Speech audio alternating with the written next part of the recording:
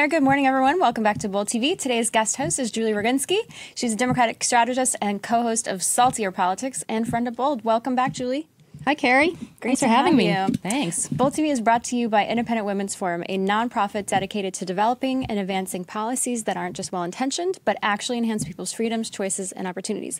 We got a great show lined up for you today. Make sure you leave your questions, comments, and on Facebook and Twitter, and if they're good, we will be reading them and throwing them to our guests. So joining us here at the top of the show, we've got him via telephone, is Jerron Smith. He's Special Assistant to the President for Legislative Affairs. Welcome, Jerron. Thanks so much. Thanks for having me. So great to have you. Jerron, you've been involved. It's been a pleasure. You've been involved with the First Step Act, which is a criminal justice reform bill. Can you tell us what the significance of this act is? I'm heartened to see that it's getting bipartisan support, which is rare in Washington these days. It is very rare, but under this president's leadership, we've committed to working with all walks in order to do something that create safer communities, make our criminal justice system fairer, and then allowing people to get a second chance. And so the heart of this legislation is about recidivism reduction. We know that almost 70% of the people who are in the federal prison system are repeat offenders. And we think in order to create safer communities, we need to reduce recidivism reduction while allowing us to take an individualized approach towards dealing with people's recidivism risk.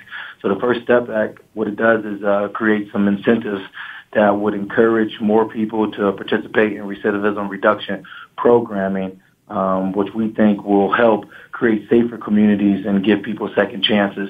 The only caveats and is only focused on individuals who are nonviolent offenders.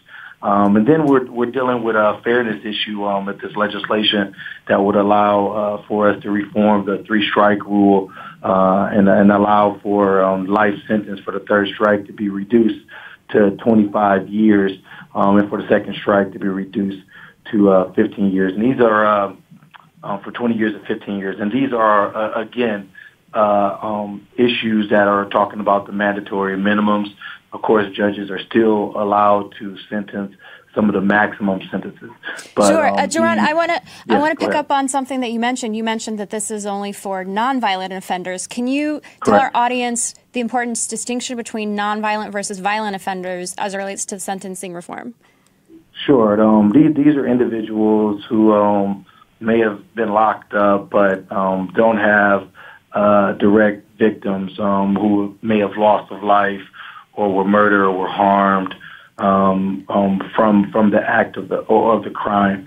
And so we're trying to look at the Alice Johnsons of the prison system and allow for them to get a second chance instead of locking individuals like that up and throwing away the key. A person like Alice Johnson was afforded a second chance, and she's on a path to be a very productive citizen and a healer in her community, and also reconnecting her with her family. And being a millennial, there's a lot of families who have lost a parent to the criminal justice system, and so we're trying to bring back fairness and create better communities. Jerron, you raise a really good point, which is that you do have family separation that really affects not just the person who's committed the crime, but the people that they're leaving behind. So what took Mitch McConnell so long? I mean, you make a very persuasive case.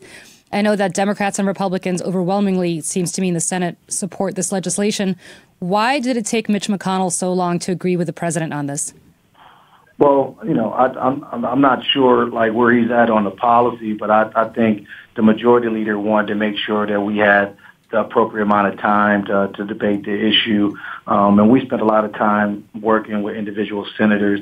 And once we were able to, get what this was out there and more people were educated on the merits of this legislation, that created a pathway for us to get this done.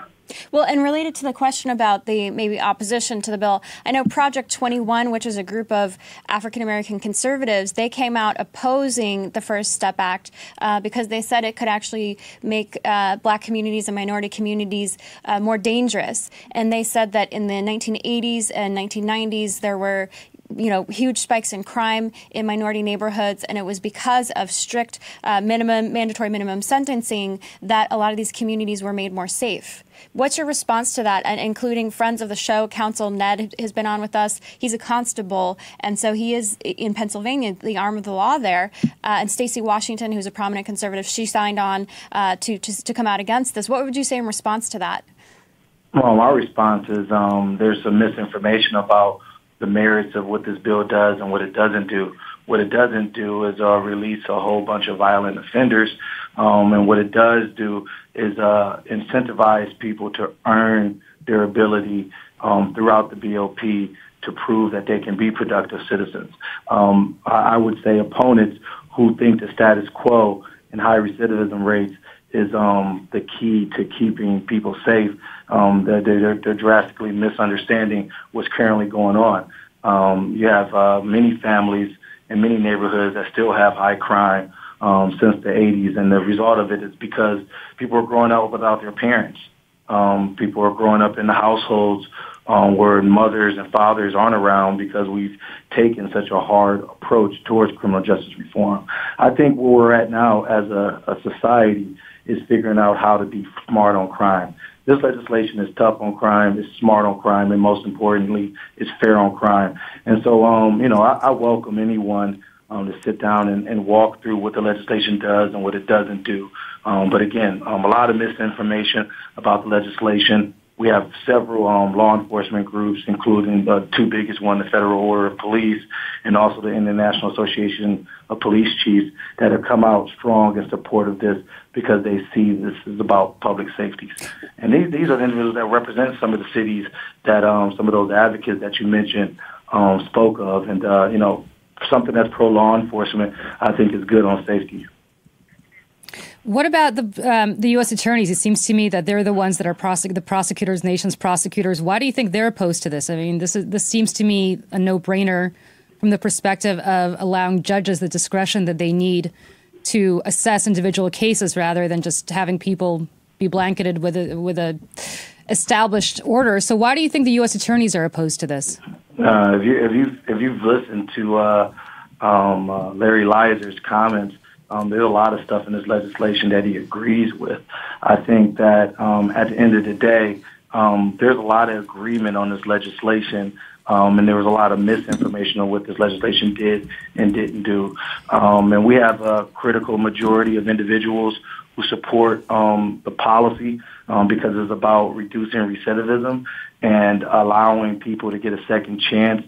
We're getting more people on board to support what we're trying to do. And I think not all U.S. attorneys feel the same. You have some groups that say they represent everyone, but it's just like the sheriff groups. We have a letter of 50 sheriffs that support the legislation, but one trade association thinks otherwise. And so, that's Washington. You're never going to have everyone agree in the same way. But, our administration and the majority feels that this is going to make a community safer. And the facts are the facts, that this is focused on nonviolent individuals. So, Duran, I know that the daughter of Martin Luther King Jr. wrote an op-ed in support of this. Dr. Bernice King wrote an op-ed, and she said they estimate that the drop in federal prison population could be up to 20%.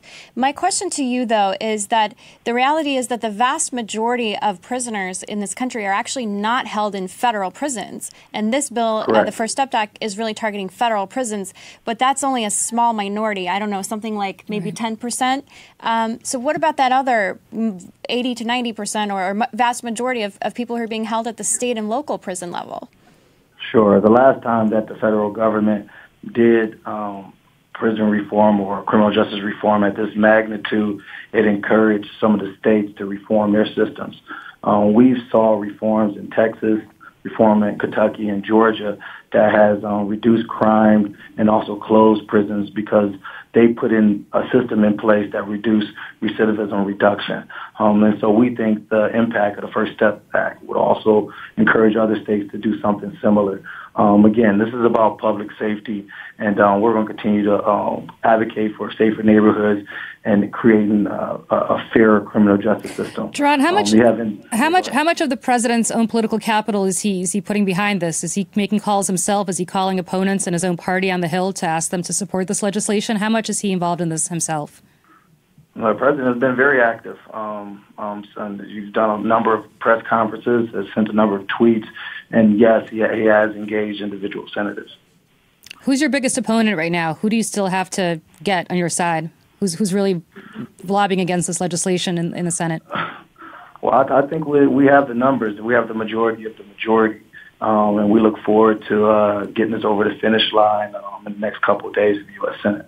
So, Duran, one of the criticisms, again, from the Project 21 group of black conservatives was that they said it doesn't do enough for preventing civil asset forfeiture, which is basically the government taking property from individuals without any charge, without any criminal charges. And then also they called for ending the use of basically a de facto tax on poor people, because a lot of people are, taken in prison and they have to pay fines or other, court fees. And it ends up just going to line the pockets in some respects of, government officials.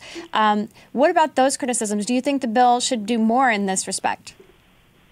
Well, that's why this is called the First Step Act, is because we realize there's a multitude of different things that need to be fixed in the criminal justice system, such as bail reform, looking at how we can deal with civil asset forfeiture or mens rea reform. However, we wanted to focus on recidivism reduction and creating a fairer system, and that's why we call this the First Step Act, because the hope is that we will build momentum to work on other issues on criminal justice reform. Mm-hmm. The thing is that advocates who support recidivism reduction, this is the bill to get behind, and I think it builds momentum for other reforms that we can work on the state level and the federal level. Sure. Thanks, Sharon. And before we move to opportunity zones, I had one last question for you, conservative to conservative. I know that Ronald Reagan, for example, gets a lot of heat from the African-American community as well as Republicans in general for the tough laws that have been on the books, mandatory minimum sentencing, for example, because a lot of these, strong reform tactics took place in the 1980s, but a lot of black Americans don't realize that it was actually the Congressional Black Caucus, for example, that lobbied for the disparity between crack and cocaine or powder sentencing. And this bill is going to eliminate some of those disparities in cocaine sentencing. But why do you think Republicans bear the brunt of it, even though it was the black community who was pushing for a lot of these hard mandatory minimums? Well, I think at the end of the day, this is really about fairness. And I think that the legislation that the president is taking the lead on is going to help close the gap on fairness, specifically with the African-American community. The thing is, hindsight is 20/20. People always want to, judge the future by what happened in the past. But I think the present state of affairs is that you have so many African-American households to which are negatively impacted by the current criminal justice system, and it's created some unfairness. Through the president's leadership, we're balancing that by creating more fairness for all Americans, including African Americans and Hispanics. So, Duran, we don't have much time, so I just want to move on quickly to the Opportunity Zone legislation that was passed and is now being enacted. And the goal of this is obviously to create more real estate investment in underserved communities. I have a question. I want to correct that. It's not real estate investment, but capital. It's not a focus on real estate. Okay. Yeah, so. Question for you. One of these zones is in Long Branch, New Jersey, which I know well. It is a very, very affluent piece of property and real estate that the Kushner family is benefiting from with these tax breaks. Why does that qualify? I mean, that's not the way the law was intended. You have prime oceanfront real estate that the Kushners have developed, and they're now getting a tax break that's meant to develop much more underserved communities. So I want to know why this is being enacted in a way that I think the sponsors themselves say it has not been enacted, that should not have been enacted. Well, the sponsors itself is actually saying this is how it was supposed to be enacted. No, Cory Booker and others like that are not saying that at all, Duran. Well, Cory Booker made sure that governors selected what zones would be picked, and we didn't make any decisions on what zones would be picked and covered. And so all those decisions were made by the governors. And Cory Booker will argue that, let me finish. Cory Booker will argue that it's better for the localities to make decisions on where they think they should revitalize. And that's unfortunate that the governor may have chosen a neighborhood that probably didn't deserve it as much, but those decisions wasn't made by our administration. So you think it's okay? You think it's okay for the Kushners to invest in these kinds of properties and get the tax breaks, or do you think that they should just forego the tax breaks since they're going to be making a fortune off these multi-million-dollar properties? There's over 8,000 distressed communities under the census tracts that have been selected by 50 governors and territories, and so those decisions have been made by local individuals. And I think the goal here is for localities to figure out local solutions to local problems. And so what we're going to do on the federal government is, through the president's executive order, which was signed this week, is focus resources on workforce, economic development, entrepreneurship, and crime prevention dollars for mentoring and helping individuals get summer jobs to some of these low-income areas. I mean, they have areas of Cleveland, my hometown, that haven't been revitalized since the 80s, and this is looking to bring capital to communities like that. There's a diversity of poverty throughout America, and regardless of a growth economy or the economic downturn, some of those communities have looked the same. You're talking about one community out of 8,000. I could give you other examples. I can give you examples about Lafrac and Miami or anywhere else. Well, we do know that I can give you a lot of different examples as well. Sure. Well, and Gerard, we had someone from the urban policy, or we had Jimmy Kemp, who's the son of Jack Kemp, on last week to talk about this issue, and he said that the Urban Institute, which is, I think, left-leaning, has given an A grade to the way the maps were drawn. So I think we can dispute about specific ones, and that's definitely we can definitely dispute it. So I know that you have to run, Jaron. I just wanted to know real quick, do you see a connection between the First Step Back and the Opportunity Zones? Is there a synergy here? There is a synergy. The synergy here is opportunity for all people, second chances for all people. The number one way to climb the economic mobility ladder is jobs. And so Opportunity Zones brings jobs to communities that haven't had jobs in a long time. And so some of those individuals that are coming home and are ready to be productive citizens will also have opportunity to become entrepreneurs through Opportunity Zones. They have opportunity to get the workforce training that they need on the ground, and they have opportunity to be successful citizens. And so, yes, it's all in concert. And I think the president, through his leadership, has focused on something that people have left aside for a number of years. And leveraging these Opportunity Zones, working through our executive order, and giving people a second chance is going to help lead many Americans to prosperity. Great. All right. Well, thank you so much for joining us, Jaron Smith, there at the White House. Appreciate it. Thanks, Jaron. Thanks so much. Let's bring in a few viewer comments here while we move on to our next segment. So Cecilia Emerson says, I think that all first-time offenders that have served time in federal prison and have been clean for 10 years should be exonerated. James Cooley disagrees. He says if they don't commit crimes, they would be home with their kids. And Jason Thompson says the best indicator of future action is past behavior. I think the purpose of the First Step Act is to try to change that and to say that people can change, that the redemption is possible. Yes, I think second chances are something that this country is built on, and I'm all for this legislation. I'm happy that the president was pushing it. I know that Jared Kushner was the person that really in the administration was very much behind it, and I commend them because I think it's an important issue, and much like only Nixon could go to China, I think only Donald Trump could have brought the conservative strength along that he needed to, especially with Mitch McConnell, who was opposed to it. So I commend the White House for that. I think it's a great first step, as they say, to hopefully making sure we have a more just justice system. Yep, no, indeed. Yep. And Jason Thompson asks, are we talking about reducing sentencing for drug-related crimes? The answer to that is yes. It's also other nonviolent crimes also, but the focus, as I talked about with Jaron, is the nonviolent criminals. I used to work for the Manhattan Institute for Policy Research, and they found there is a big difference in terms of rehabilitation and recidivism for a violent versus a nonviolent criminal. The violent criminals, it is much, much more difficult to rehabilitate someone, and it is a much bigger risk to the community around them. So I understand why they're focusing right now with the First Step Act on the nonviolent crimes. And to James's point about if they don't commit crimes, they would be home with their kids.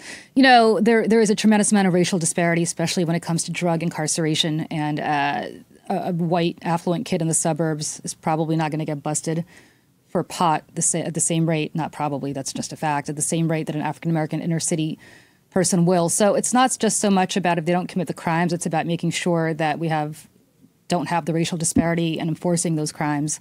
Equal justice under the law. Exactly right. Yep. So before we move to our next guest, I want to play a quick clip. I can't say that. I can't talk. From MSNBC, I was on earlier this week, and I wanted to get your thoughts, Julie, as a Democratic woman, about my struggles as a Republican woman. I spent many years at Fox, so believe me, I know about the struggle. It's real. Okay, let's play that clip. I do want to talk about General Kelly and say his 1.0 career in the military. I mean, as we know, there's no greater love than to lay down your life for someone, and that's what he was willing to do. Military service. That was wonderful. My concern was while he was chief of staff and the lack of vetting that he did with Rob Porter, I think that endangered the president. And so I understand why the president is probably looking to replace him at this point. I think what Nick Ayers is doing to leave and join the campaign is very smart. The midterms were the House went to the Democrats, and that was unfortunate. And so I think it's smart that Nick is doing this because we saw, I mean, as a Republican woman myself, I was so disappointed and sad to see that we're going to go from 23 Republican women in the House to 13. So I think what Nick is doing. Well, we is make smart. up for them with Democratic women, so don't. Yeah, you're going from 54 to 89. So I'm conceding that there is need on the campaign trail. Well, maybe. So, yes, I found a way to work in my agenda when talking about Nick Ayers because he's turned down the chief of staff job to go work for the Trump campaign. And I really hope that he can help get more women on board because that's what happened in the election. So, yeah, the struggle's real. The struggle is real. I will not for you, though. Well, not for, well, we have 2020 to worry about. The struggle is real. But I will also say to you, to your point, I think it's interesting as a former staffer and as somebody who's certainly worked for a lot of politicians, how does Nick Ayers allow the president to all but say that he's going to be the next chief of staff, allow that in the zeitgeist, allow people to believe that, and then at the last second pull the rug out from underneath him? That seems to me like a really bad Well, decision. as I understand it, he was agreeing to go on a short-term basis and the president, just through March, and he said, no, it's all in or nothing. Well, so in the president's defense, which I can't believe I'm saying, he's right. I mean, go in for 3 or 4 months and then take off. It doesn't make sense. He's got a White House to run and a country to run, and he can't be looking for chiefs of staff every 3 or 4 months, even though he once accused Barack Obama in a tweet of being incompetent because he had 3 chiefs of staff over the course of a first term, I think. And I think Trump is now about to be on his 3rd chief of staff, if he ever gets anybody to agree to be his chief of staff within the first 2 years. Well, maybe he doesn't need one. Maybe he'll be unprecedented. There's nothing in the Constitution that says you need a chief of staff. There isn't. And actually, Jimmy Carter didn't have one for a long time. And you see how that turned out. Although, that's a very fair point. Thanks. She's the one who pointed that out as a Democrat about Jimmy Carter, not me. Yep. So let's move on to our next segment. It's brought to you by Engineered Tax Services, where engineering and accounting come together. Joining us today via Skype is Julio Gonzalez, CEO of Engineered Tax Services. And my friend, hello, Julio. Carrie, Julie, how are you guys? How are you? Julio, tell us about this electric vehicle tax credit. Well, I hate it personally. I just don't think we should subsidize, Fortune 500 companies by trying to help them, with profits on electrical cars by basically having taxpayers pay for this credit to make, the cars more popular to sell. Well, let me be devil's advocate on this because, first of all, we subsidize oil companies and we subsidize real estate companies and real estate moguls in ways that they don't need either. But isn't the whole point of this to move people away from fossil fuels and to ensure that we have a cleaner environment, which ultimately will cost less for the taxpayers? Certainly, it'll help the environment. Certainly, it'll make sure that all the calamitous events happening from global warming, I'm not sure about will dissipate, but will lessen to the extent that we wean ourselves off fossil fuels. So isn't this really an investment and a down payment and saving money down the road? Yeah, I think that's the flip side too. But I think that, look, GM just got a 14% cut in their corporate tax rate. So take that savings and invest in these products. They have the wherewithal to do so. And I don't think we need to stimulate it as taxpayers. Julio, one thing that I think is missing in this dialogue is the fact that when you look at who actually buys electric vehicles, it tends to be basically rich people. That's so true. It's rich people who can afford these cars. So in essence, you have middle-class taxpayers who are subsidizing rich people so they can drive their Prius or their whatever fancy car and feel good about themselves on the back of the middle class. Why do you think people don't know about that? Yeah, or their Teslas, right? So people should know about it. I mean, it's really just, there are, like you said, a lot of incentives out there for oil and, real estate, and, tax reform was basically to try to eliminate those subsidies and use that money to lower the income tax rates. Obviously, they didn't get all of that included in tax reform, and that was unfortunate. But I agree with you. I mean, I just think that there's this, people are not aware that a lot of these cars are being bought by people with high net worth. So as somebody who owns a hybrid, I will say it would be nice if I could have bought a much more down market hybrid and not have to spend the kind of money that I did in a car in order to have an electric vehicle. But the reason I did that is because I actually did want to do something that was better for the environment. And I would hope that these tax breaks are an incentive for GM and others to create cars in the $20,000 range and not in certainly the $100,000 range like Tesla, so that more people in the middle class could afford to buy a Honda or certainly a Prius or GM vehicle that is electric. And why don't you think that that's something that could be a side effect for that too? Well, I think that most people don't know that GM and all these companies get a research and development tax credit of about 25% of their labor to do innovations such as the electrical car. So they're already getting tremendous tax benefits already. This is just another added tax benefit to drive their sales. I think, they want to do something good for the country, and they say that they're giving back. They should make these cars affordable. We got a comment here. Jason Thompson, one of our viewers, he says that electricity doesn't move us away from fossil fuels necessarily. I think that's an important point also that's lost, that electricity is actually generated by coal. Talk about that a little bit.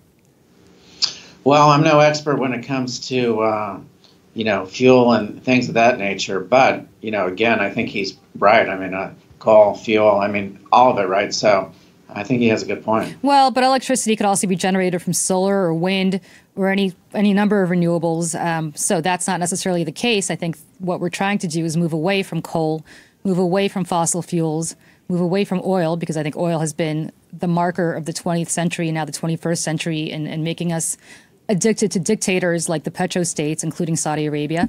But thanks to President Trump, we're opening up new drilling on domestic American soil. So that's a win. In fairness, we've had fossil fuel. Thanks to fracking, we've had that for a long time now, not just because of Donald Trump. But I will also say that, to Jason's comment, that's true. But there are many, many ways that we could use renewables to create electricity and create non-fossil fuel sources of electricity and sources of energy. I think that's a good point, and we've subsidized solar for the past 2 decades as well, and that's something on the chopping block as well. So we'll see. I mean, Kevin Brady came out this morning and said he wanted to not renew any of these subsidies for energy, and but I don't think he has a chance because they don't control the House, and the House is very much in support of these subsidies on the that side. So I think they'll probably get extended anyway. Well, I'm with Julie that we shouldn't be subsidizing oil companies. I mean, I think we should level the playing field, get rid of crony capitalism across the board, whether it's electric or coal or fuel. I mean, it's I say a pox on all their houses. Well, Carrie, I don't disagree with you, but when they're up there lobbying, basically what they say is, hey, we're the ones that pay all the interest income to the people that are retired, and so we need all these subsidies to help support that. I know agree with you, it's a joke.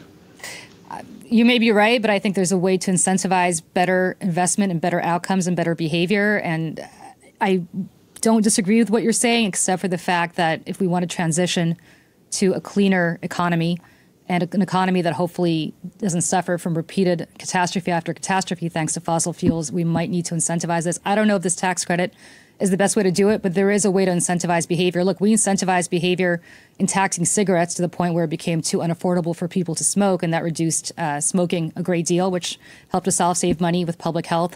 So there is a role, I think, in terms of taxation, one way or the other, to incentivize behavior that then saves taxpayers money down the road. Good points. Good points. Thank you. All right. Well, thanks, Julio. Thanks for joining us. We'll see you next time. Okay, guys. Enjoy that short sleeve weather there. No, thanks. We're not enjoying it here, that's for sure. Bye. We have a viewer comment here from William Witherspoon, who says, why should the taxpayers be paying for that stuff when the government should be paying for it? Because they can give themselves raises whenever they want, so they should be paying. They gave more to me than the rest of the people. Well, the government, William, is the taxpayers. So if the government pays for it, the taxpayers pay for it too. So I don't really understand what the discrepancy there is, but I think we're both saying this. I think people are saying the same thing, whether it's the government or the taxpayers, we're all paying for it. So, well, I think we found some areas of agreement, so exactly. This is good. That's true. We're going to move on to our next segment. She is Naomi Schaefer Riley, Senior Fellow at the Independent Women's Forum and a Resident Fellow for the American Enterprise Institute. Welcome, Naomi, back to Bold. Thanks so much for having me. Naomi, what areas of the child welfare system do you think need improvement? You wrote a great op-ed in the Wall Street Journal recently today, I think, about it. And what ways can we do this? Can we make it more improved for people who are looking to adopt children who are in the child welfare system? Sure. Well, there are about 440,000 kids right now who are in foster care. A lot of your viewers may be aware that that number has been going up. Thanks in part to the opioid crisis. Unfortunately, the areas of the country it's been most affected in are the areas that are hardest hit by the drug crisis. And so I wrote a piece that talked about what the federal government could do. It's interesting because child welfare is largely run by the states, child welfare agencies in each state and family courts there. But the federal government does have some leverage. And we passed, I think, really two important 1990s. The first one is the Adoption and Safe Families Act. And that really put a timeline on the amount of time that kids could spend in the foster care system, going back and forth in between foster care, different foster care families, and also their biological homes. And it really said, you know, we don't want to let these kids languish too long, especially young kids. It's really hard for them to form any kind of attachment when they're going back and forth so often. And so the Adoption Safe Families Act said if you've been in foster care for 15 of the last 22 months, the state actually has to move to sever parental rights. And unfortunately, the states actually don't follow this very frequently. I talk to many parents in my work, foster parents, and their cases can go on for 2 years, 3 years, 4 years. It goes on, and these kids are really just languishing in the system. It's unfortunate. The second piece of legislation we passed in the 90s, which is really important, is the Multi-Ethnic Placement Act, which bars states from discriminating on the basis of race when they're placing kids with foster families or adoptive families. And this is really important because, as you know, so much of our national dialogue is about race consciousness and racial matching and that sort of thing, and this idea that only Black parents could possibly understand how to raise Black children. These kids really need safe, loving homes of any race. And the idea that we would be standing in the way of that, waiting for some kind of racial matching system, I think is really unfortunate. And so I think the federal government needs to do more to make sure that states are actually enforcing that law as well, because, again, in my interviews, I found that it's widely flouted. You know, Naomi, I have a good friend, and she and her husband fostered a little boy who was born to a crack-addicted mother. The father is in jail or prison for the rest of his life for murder. The mother was in prison for either dealing drugs or just, some drug-related offense. The mother, they had this boy for a while, a long time. They got him the therapy he needed. They got him the help that he needed. He was thriving with them. They wanted to adopt him. The mother gets out of prison. This is a second-time offense with no evidence that she's not going to relapse. And they gave this child back to the mother, who didn't really express much interest in having him back. But there's a belief, I guess, that biologically the child is better off with the biological parent versus non-biological parent. And to me, that just, it makes no sense. How do we get around that kind of law? It seems to me that there's a belief in some sort of biological predetermination that may not actually add up to what's best for the child. Yeah, it's really interesting, and it goes even beyond the nuclear family to this idea that even if you're, the second cousin who lives across the country and have never met the child before, you are a preferable placement to a loving foster parent who has been caring for that child for months, if not years. So I think, one of the things that we do need to keep in mind is the context here. I mean, the drug issue is huge. And unfortunately, we are not at a point where we understand how to get people away from addiction. And the likelihood of relapse is very large. Most of the cases that I've talked to people in involve drugs in some way or another. And I think, part of it is obviously, there's this sense when it comes to drug policy, who's it harming? But when it comes to the interaction of drug policy and child welfare, we really need to think twice about this. I mean, parents go in and out, relapse often, and we need to be concerned, especially when it comes to young children. Most of the times that kids are being removed from homes, they're being removed because of severe neglect, not actual abuse. But if you're a parent, and you think about what is the likelihood that you can safely care for a child, especially a small child, while you are high? I mean, that is really the question. And the likelihood is the answer is no. But we are so anxious to give the biological parents and relatives more and more chances because we feel bad for them, honestly. I mean, who wants to take away someone's child? It seems horrible. But on the other hand, I think we really need to think about the child's rights here and the child's rights to have a stable, loving family, a stable, loving, permanent family in order for them to grow, socially, intellectually, emotionally.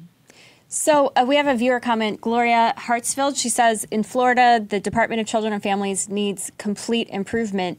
Have you seen anything in Florida that reflects what Gloria is saying? And then just in general, you mentioned that most of these problems are happening at the state level. Aren't the federal officials' hands tied in some respects? So I think that Florida has tried to make improvements just like every other state, but I think a lot of times the staff of child welfare agencies is simply sometimes they have an ideological commitment to this idea of that a biological family is best no matter what, and also they have learned this commitment to racial matching. It's part of a kind of whole social justice education that they're getting when they study to be a social worker or a caseworker. So I think that is part of the problem. It's the pipeline of people who are going into this work. Part of it is just child welfare is a bureaucracy, and we all know what public bureaucracies are like. So can we improve those? I do think the federal government has some leverage here. These laws actually say there are specific provisions that say if states are not following these laws, the federal government can withhold some of its foster care funds from those states. And the federal government is actually responsible for about half of the funds that states get toward foster care. So I think we actually have quite a bit of leverage to try to make sure that kids get into these stable, loving homes faster, and to make sure that it's without issue with that race is not the issue when we're trying to make these places. No, absolutely. Money definitely talks. So real quick, last question for you, Naomi. I always hear about this long line for adoption that people are, parents are just, hungry, starving for a child. A lot of times they have to go abroad. Why is there a mismatch, it seems, between all these children who are in the foster care system and these parents who are looking to adopt a child? Well, a lot of the kids who have been in the foster care system for a long time tend to be older children. They tend to be children who are part of sibling groups, or they tend to be children who have some kind of challenges, behavioral challenges, emotional challenges as a result of what they've experienced already. And so a lot of times when you hear about the line of people waiting to adopt, they're waiting to adopt, an infant, and they're waiting to adopt a child who has no issues. They're waiting to adopt a single child. And so, one of the things that I think is really important is that there are increasingly groups of people, particularly in faith-based communities, that are open to these children who are older, who are part of sibling groups, and who have these challenges. All right. Well, thank you so much for joining us, Naomi Schaefer-Riley, and thanks for all your work. Really important work, Naomi. Great talking to you. So we have a viewer comment here. Annalise Dalton says, not all foster homes are stable and loving. There's so much family that do it for the money. I guess so. I could only speak from experience of having a few friends that fostered who are unrelated to. These two cases are not related to each other, but who fostered children who really were very needy and had challenges, were born addicted to drugs because the mother was addicted to drugs, and were separated, one because they decided to give the child to a very distant relative, as Naomi pointed out, the other because the mother came back with no hope that she's going to actually do the job that a mother should do. And I have to say, as a mother myself, it is really hard work raising a child, especially I don't have one with special needs, but a lot of these kids, as Naomi pointed out, do.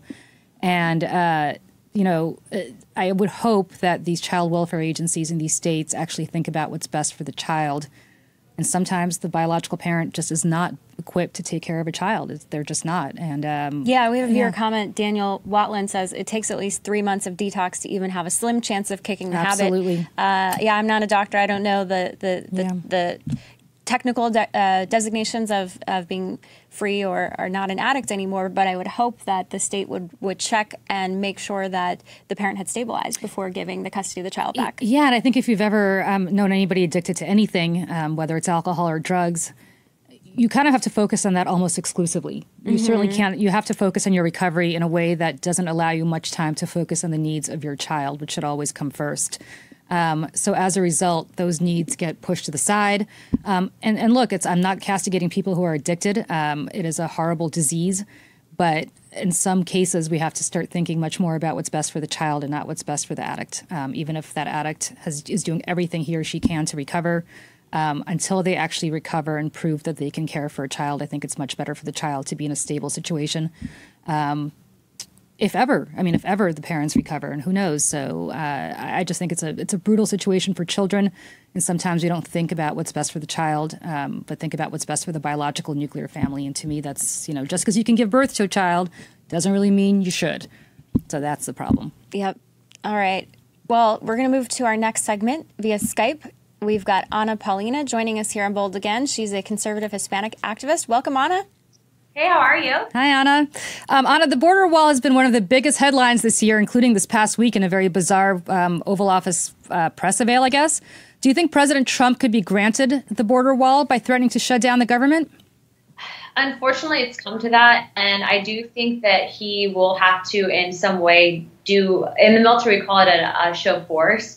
I do think that he might be able to get the funding doing it that way. But unfortunately, again, this whole argument to me is very bizarre in the fact that, people think illegals now and they think of literally Mexicans and Hispanics, when in actuality, it's so much more broad than that. And there's so many more other people coming here in different ways. And I think it's really being blown out of proportion. Well, but, you raise an excellent point. The president is putting all his marbles on this wall, but most of the people who are here overstay their visas and some of them are from Central and South America, but many of them are from Asia and other parts of Europe certainly. So I don't quite understand this focus on a border wall as opposed to looking at this much more holistically.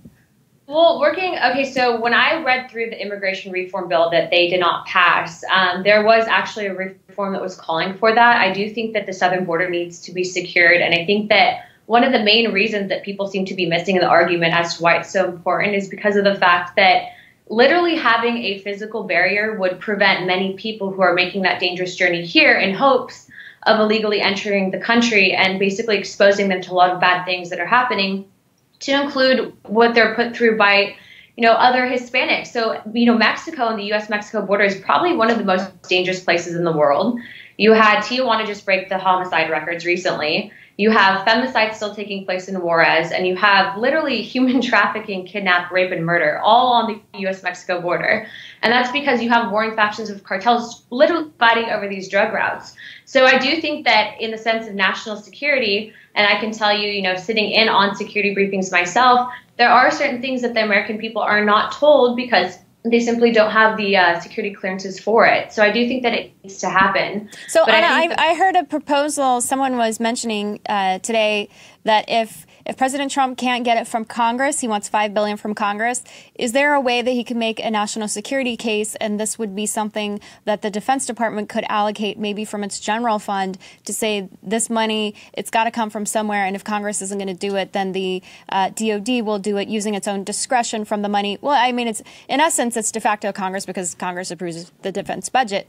What do you think of that proposal? I think it'd be a good idea.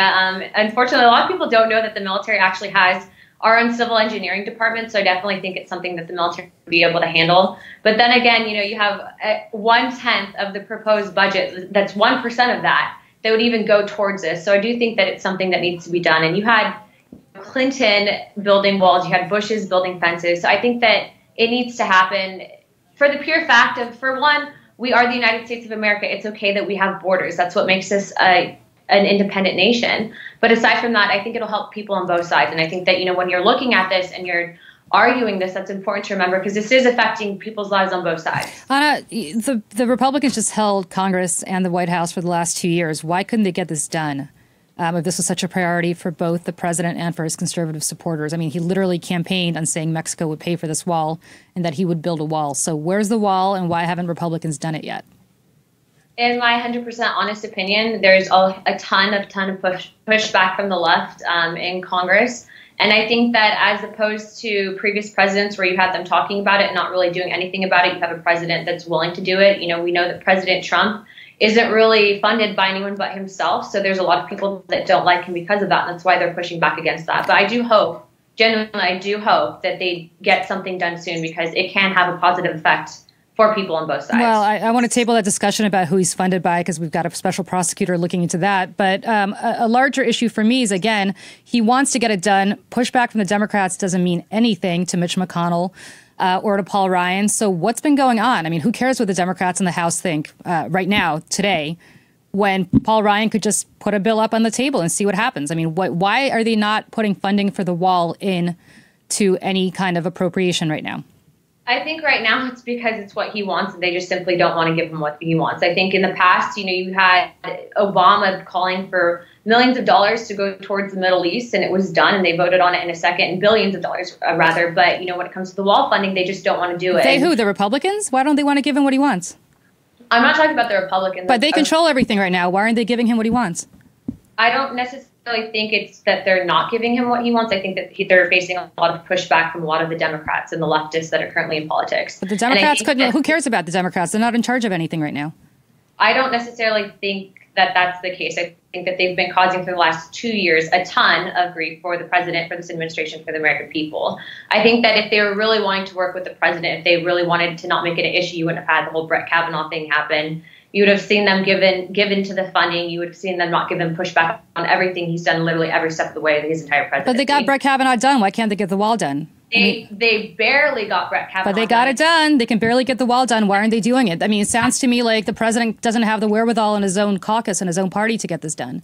At the expense of his reputation. But I will say, aside from that, I am hoping that for both people on both sides of the border that they do get this wall funding passed because of the fact that you have the statistics, you have the ACLU, you have NPR that just came out with an article, you have so many organizations that are not even politically really affiliated that are saying, hey, look, there's a correlation with human trafficking and the border. I know a lot of people, and I can tell you from speaking on campuses, there's a lot of people that are concerned with saying, hey, look, this may not work, but there is a very likely possibility that it will.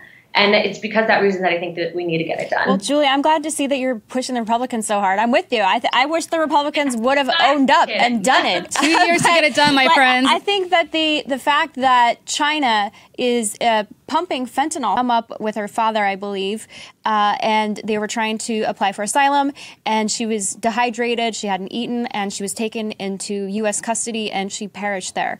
What can we do about these children to make sure that they aren't, I mean, as I understand it, she received all the best medical care that she could have gotten. She was taken to the hospital. But how can we prevent these types of tragedies? So I actually read about that on Twitter. I saw Betho Orrick had actually tweeted it last night, and it's very unfortunate that happened. It's actually horrific that, you know, any child dying.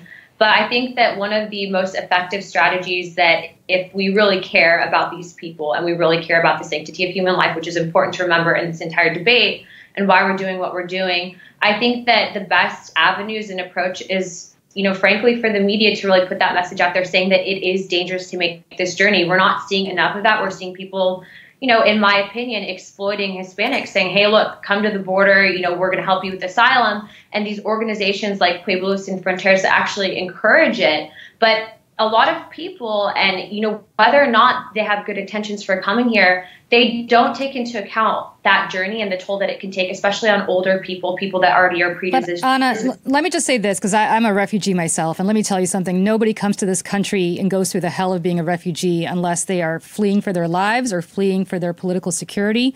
And certainly Guatemala, you said Mexico, the border is one of the most dangerous places on earth. So's Guatemala. So there's probably a good reason why these parents decided to uproot their child and bring her to the border to ask for asylum, which, by the way, is legal. So I don't understand why conservatives don't take into account the fact that these parents are not just going for a little stroll because they want to somehow eat at McDonald's every day. They're doing it because they're worried about their kids getting raped or murdered. Guatemala is incredibly dangerous. They did everything by the book. They showed up at the border and asked for asylum. And I don't understand why we're detaining people in these kinds of conditions, not just in this girl's case who was not detained for that long, but in general. Why is that happening? Why don't we have a better process for ensuring that these children are not separated at the border? If you care about the children, and you speak to people that are in Border Patrol and in ICE, there is a high correlation with children coming here and being trafficked with people that are biologically not related to them. That whole family separation. There's no high correlation. It's just statistically wrong. I agree that it is not comfortable to have a child separated from someone that is apparently their parent. But I would rather have that child separated first, verify that that's your biological parent, and then not run them having be one of 16,000 children that are being trafficked into the United States that UNICEF actually acknowledged recently. So I think that that's a huge problem. I think that that is a safety measure that the United States has put in place, of which, yes, we may not have the perfect immigration system, but we are still one of the best in the world.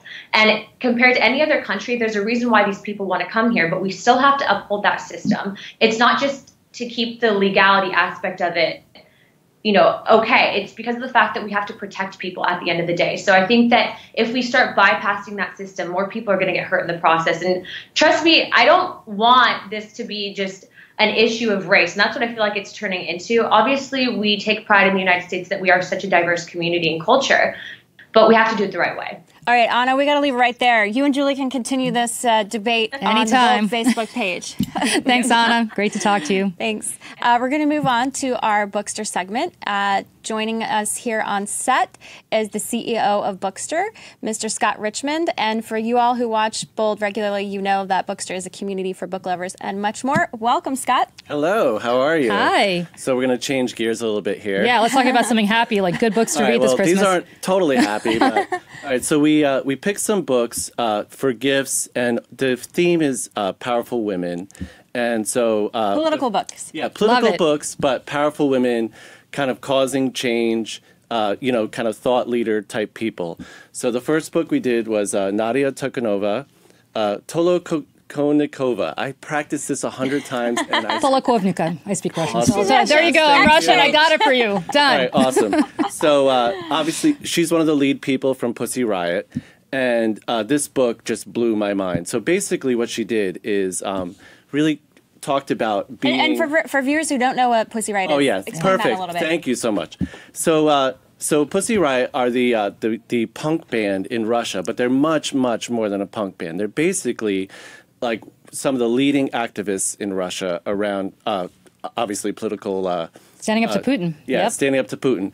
While people might think that Putin is a friend or, familiar face, he is actually pretty evil. And she spent 2 years in jail in Russia for playing a protest song in a church. So fast forward a couple of years, and she's written this book, and it's all about like how to be an activist, how to be a protester.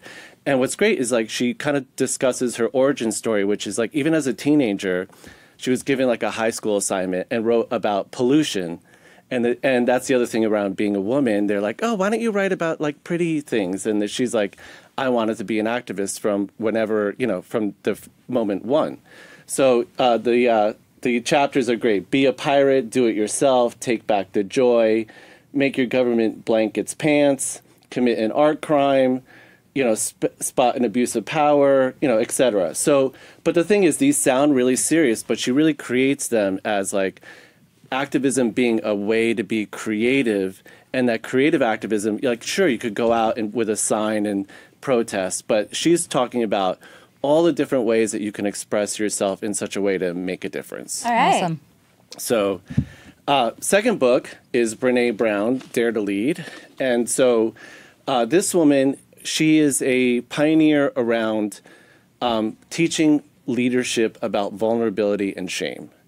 And so what she did is she's, so with this book, if you think about it, the way things are now, especially just listening to the debate you just had, right? People are all about being right.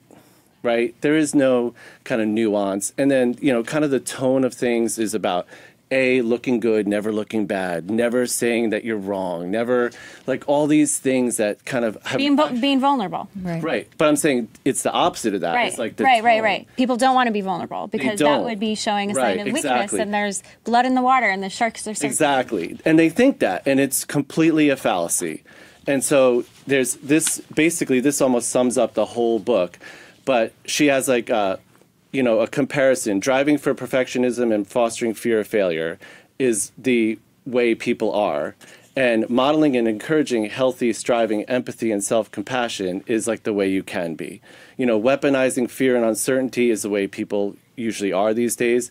Acknowledging, naming, and normalizing collective fear and uncertainty is the way you can be. So I like it. She's flipping the script. Right. I like it too, because you really can't succeed unless you failed once or twice. Right. And the thing with her is that there's just so many ways that people have created not being vulnerable and not being open, that's why it takes like this whole book. Especially in the social media world, where if you screw up, people are all over you. Well, let's see. What's your last but not least? Last but not least, definitely not least, is a book that we all know, Becoming, from Michelle Obama. And so now they've sold 3 million copies of this book. It is the fastest selling book of 2018. And not only that, it's maybe become the fastest selling book of like all time. It's like top 10 or whatever. And even myself, Carrie knows I'm a liberal.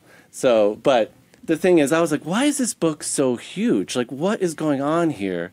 And also, she's 52 years old, right? Why is a 52-year-old woman writing a memoir? To me, that's a little early. And her husband wrote one when he was like 30. She was the vice president. I know, that's my point of view. First lady for 8 years.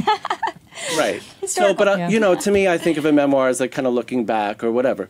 But the point is, like, I got my question answered, which is, and part of the response to it is like, why is this woman spending so much time talking about her youth?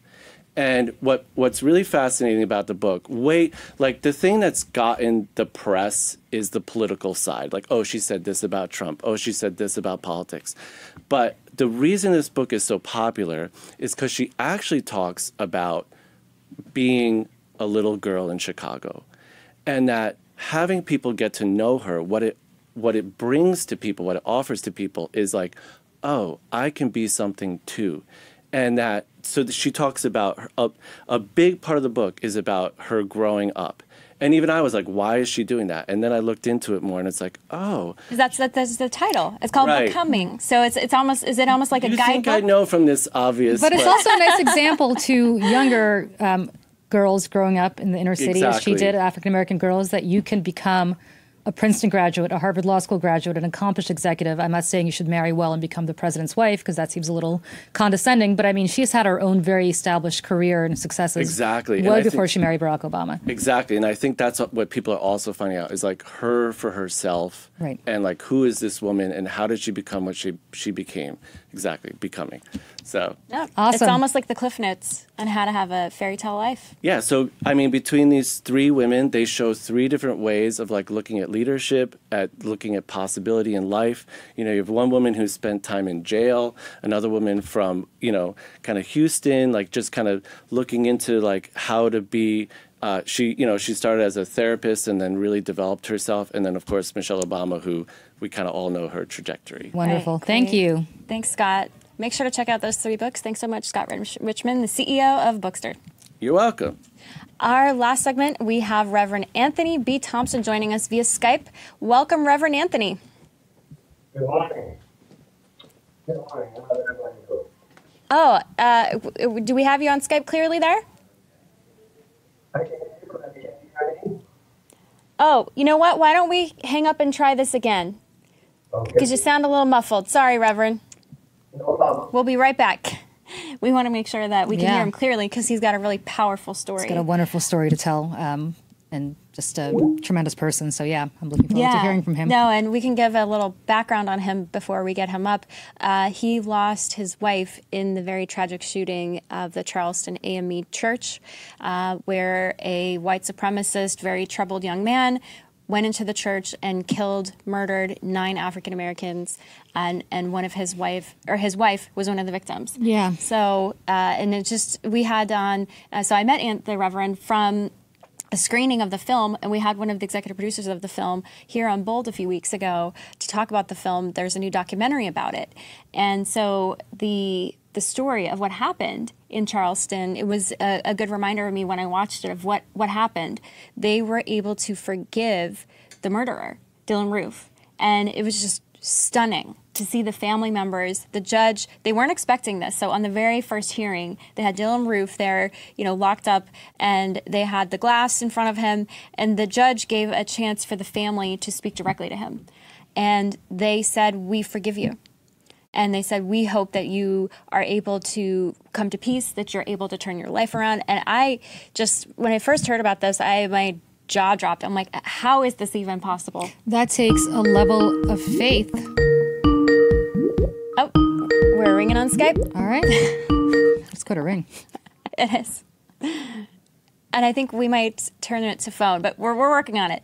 That takes a level of faith and a level of grace that I hope one day I could possess. I hope I never have to actually get to a point where I have to forgive somebody of something of magnitude, that's something that awful. But the level of admiration I have for people that have gone through what the Reverend went through, what people at the AME Church went through in Charleston, and to be able to stand up in open court and basically say that to the man that murdered their loved ones is just, I'm kind of speechless by it. It's something that I hope one day all of us can get to. The world would be a much better place, but I don't know. Well, and in the film they talked about the difference in how Charleston responded versus how in other communities where there were riots, a lot of anger, a lot of protest, and in some cases property destruction from rioters in the wake of some shooting deaths of young black men. And this, the film portrays, there's a line in the film and it says, this guy, Dylan Roof, he was trying to spark a race riot. That was his intention. He wanted to spark more rioting. He wanted to sow seeds of more chaos and destruction and more violence. But they said he went to the wrong place. He went to church. Yeah, so, with people who are obviously on a whole different plane of better human being than he could ever hope to be. And I think most of us could ever hope to be. We could hope to be, but not quite there yet. Well, and one of those people, we've got him now. Are you there on the phone, Reverend? Yes, I am. Can you hear me? There you are, Reverend, crystal clear. Great to hear from you.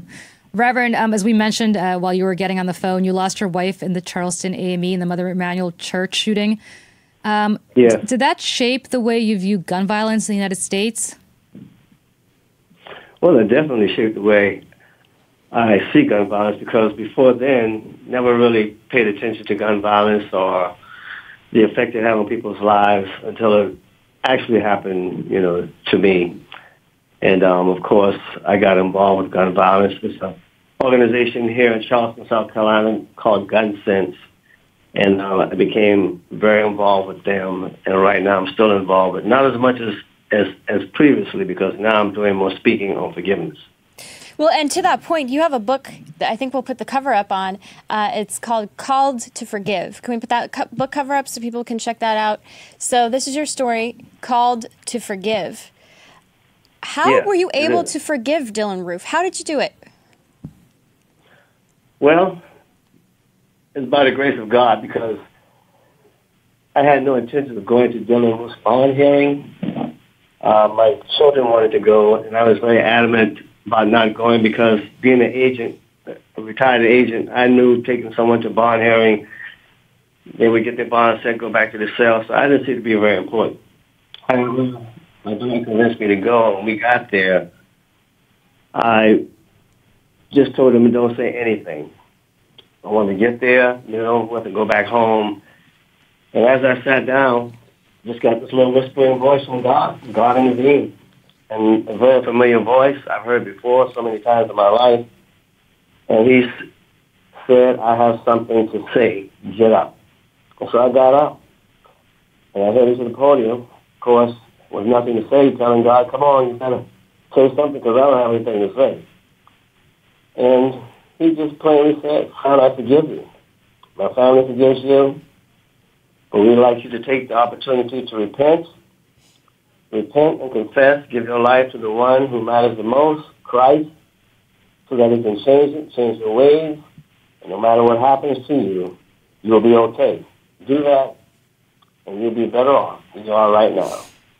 And I just discovered that the forgiveness was for me, because immediately after did Dylan, my body just literally started shaking, and everything that I was feeling, the anger and the hate, the way I was feeling about my wife, I could just pretty much feel it leaving my body. Pretty much feel it leaving my body. See it leaving my body. And Reverend, I think that's an interesting point that is missed often about the concept of forgiveness that you said. It's often for the person who needs to do the forgiving in order to help them release their pain.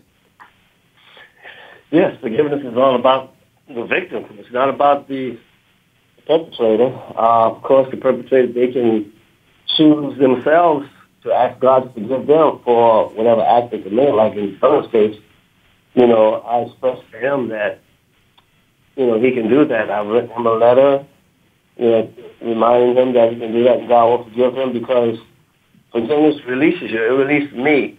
I have a peace now, like no other. That peace of God which passes all understanding. I preached that sermon several times. Never really knew what it meant or how it felt until then. I can tell you truly, it releases you from everything that you've been harboring, any baggage you've had in the past, because a lot of our baggage comes from not being able to forgive, asking someone to forgive. Reverend, you gave him fantastic advice. Do you care whether at this point, whether he takes it or not? Is that going to shape how you view your own situation with this, with the forgiveness? Is it No, I don't need them to ask God forgiveness for me to feel that I've been forgiven, or to feel that, I need him to accept my forgiveness in order to experience the peace that I'm experiencing. It has nothing to do with Dylan. Dylan has to seek God for himself.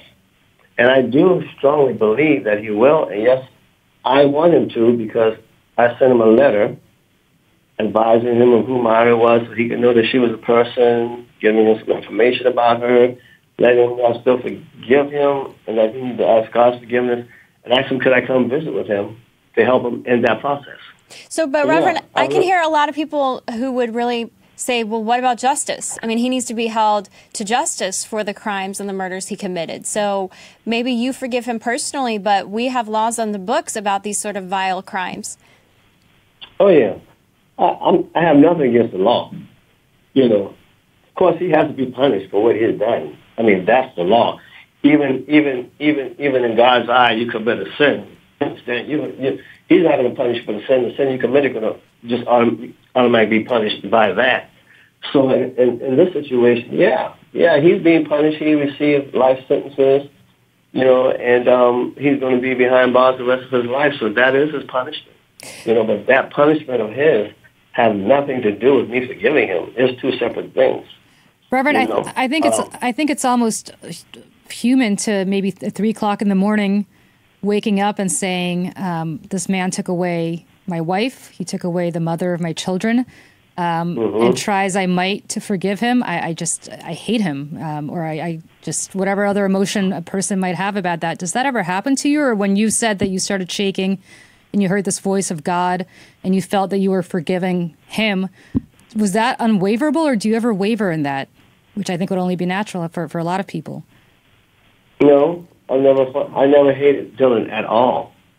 When this incident happened, I didn't even know who committed the crime. I had no knowledge of who Dylan was until I went to the bond hearing. Didn't know his name or anything. So my thought, my heart, and my mind was all of my life. All I could think about was her, which, how did this happen? Did she die right away? So I was just full of thoughts of her, not Dylan. And when I forgave Dylan, that was it. Because I received that peace. I had that peace to pass all understand. I know how it feels. It's real. And that peace is still with me, and I would not give that back for nothing in the world. And the only way I can give that back is to harbor any hate or anger for him right now, which I don't. And that way he's not a part of my life anymore. He's not a part of my children's life, and I can move forward. All right. Well, Reverend, we are so glad that you joined us here, Reverend Anthony B. Thompson. Make sure to check out his book called To Forgive.